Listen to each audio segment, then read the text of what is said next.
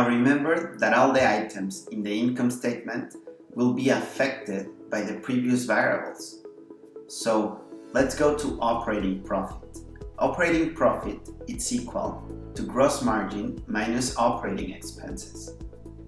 Operating income, or also called EBITDA, earnings before interest, taxes, depreciation, and amortization, it's an effect of your gross margin and your operating expenses.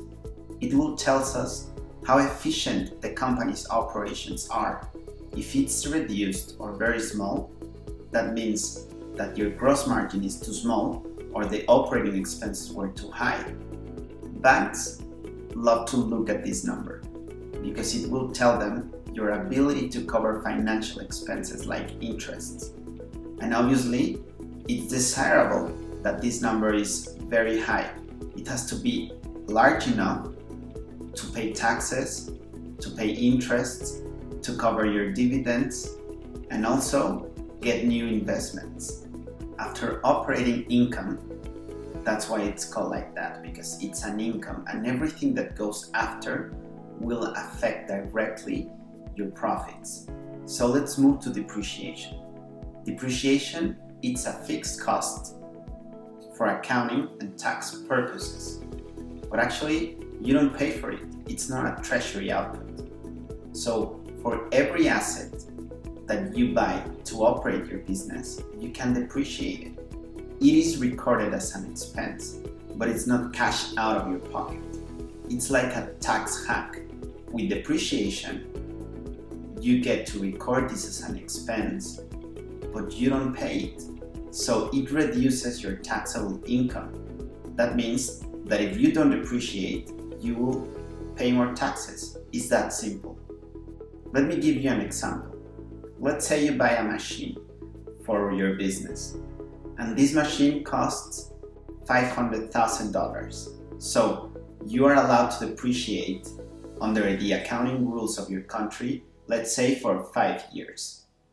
So for every year, you're allowed to depreciate $100,000.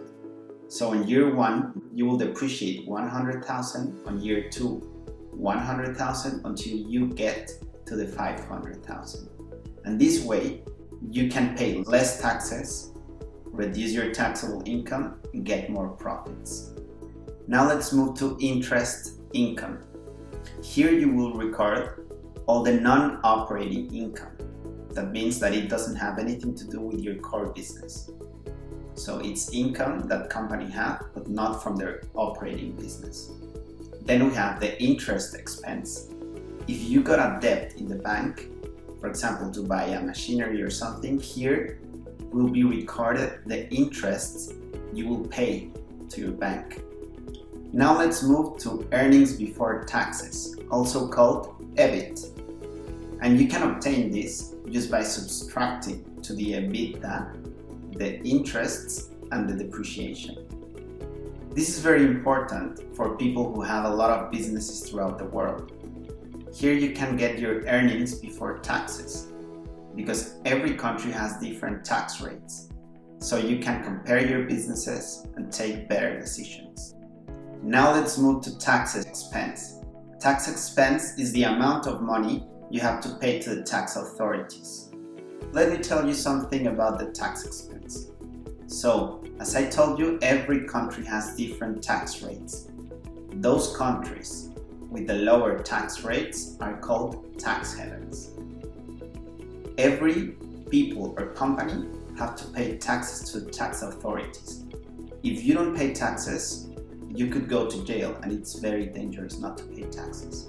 It can stop completely your business. If you have many businesses in the world, you can avoid double taxation. That means if you have a business in 2 countries, you have to follow the tax treaty between those 2 countries. And this will be respected over the local law. And if you live in 2 places, not because you have a property in one place, that means that you can pay taxes there. You have to stay 183 days in one place to be your tax home, let's say, your home base.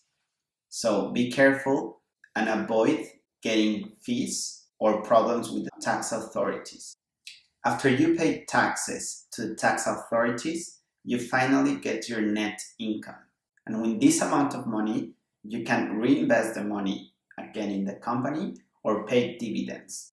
And if you want to pay dividends, that means divide the net income into the weighted average number of shares. And this way, every people can get dividends. If the money was retained by the company, that means that it's retained earnings. And this is the way it will be called to the money reinvested in the company.